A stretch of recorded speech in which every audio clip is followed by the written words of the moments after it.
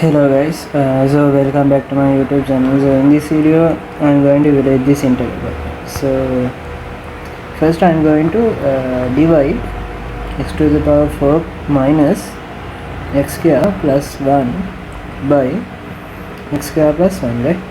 So to the x to the power 4 I can multiply all this term by x to the square.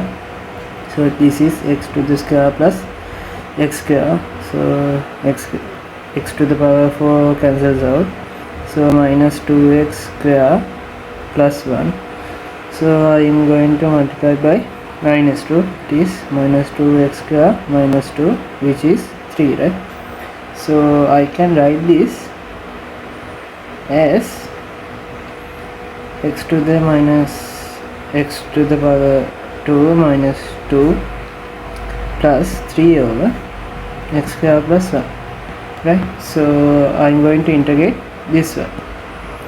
So if I integrate that, I can get x to the power 3 over 3 minus 2x plus 3 integral of 1 over x square plus 1, that is a tan inverse x, right, plus c.